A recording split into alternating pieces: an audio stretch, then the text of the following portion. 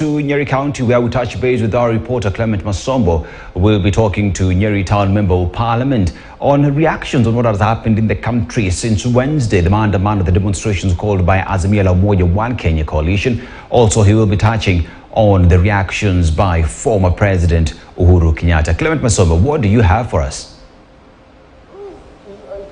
Well, good afternoon, Aseto. Indeed, a lot has happened in this country as far as politics is concerned. And we have seen a section of leaders from central Kenya, of course, laying blame to Azimio leader Raila Odinga for what they term as sabotaging the bipartisan talks that were initiated by the parliament. And of course, they are also giving their reactions on what happened yesterday. We saw former President Uhuru Kenyatta coming out lamenting that his son's home was raided by people who identified themselves as police officers. And it is the same reason that I want to engage the Nyeri Town Member of Parliament, DMM, to get his views on what he thinks about whatever is happening in the country. Mheshimiwa, let's start with what happened yesterday. Former President Uhuru Kenyatta coming out to lament that the government is now targeting his close family members. He categorically stated that they should target him specifically and not his children or even other close family members. What do you have to say about that? Thank you, Clement. Number one, for me, it was a sad moment for retired President Uhuru to appear in an interview like this on matters his family and politics.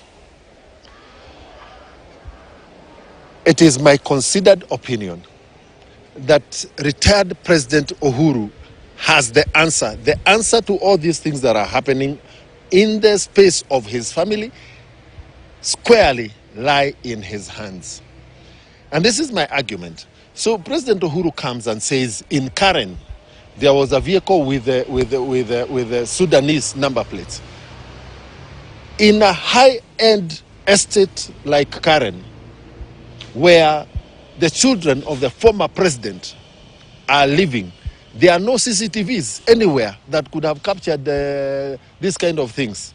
But most importantly, what is the problem with what is the issue surrounding President Uhuru's apparent problem in politics? When the late President Daniel Arap Moi exited after presiding over the 2002 elections, he handed over the political party KANU to President Uhuru to lead.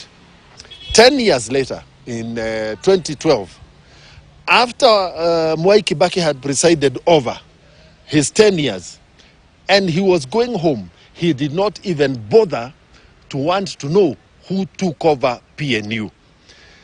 The path of how retired presidents in this country should behave at the end of their term was already demonstrated by both the late President Moi and the late Mwai Kibaki.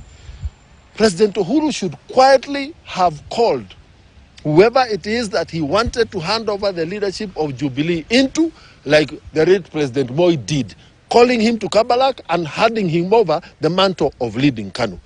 But where retired President Uhuru comes back to the political arena, the murky water of politics, he opens himself to the ridicule of the other party leaders.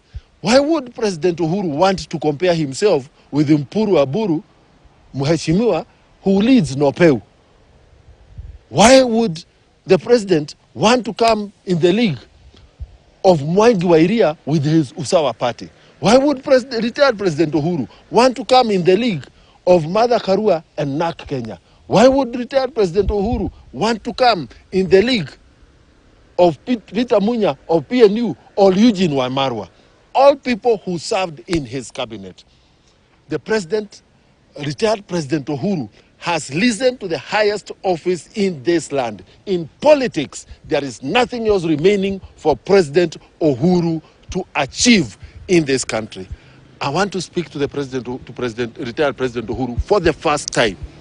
And I have avoided speaking about President Uhuru for the 1 year that I have been elected, and request him that, sir, with a lot of humility, please exit the murky and dirty waters of active politics. and become the elder statesman that we can all look up to. All right. Thank you so much, Mheshimiwa. Of course, this is a conversation that we shall continue having, but due to time, we are ending it there. And of course, that is Duncan Maina Madhenge, the Member of Parliament of Nyeri Town, appealing to former President Uhuru Kenyatta to exit politics completely, just saying that he should emulate what was said previously by his predecessors. And of course, saying that he has the answers to all that is happening to him and even to his close family members. Of course, as said, this is a conversation that we shall keep having, even with other leaders from this central Kenya, to get their views on what they think about whatever is happening in this country as far as politics is concerned.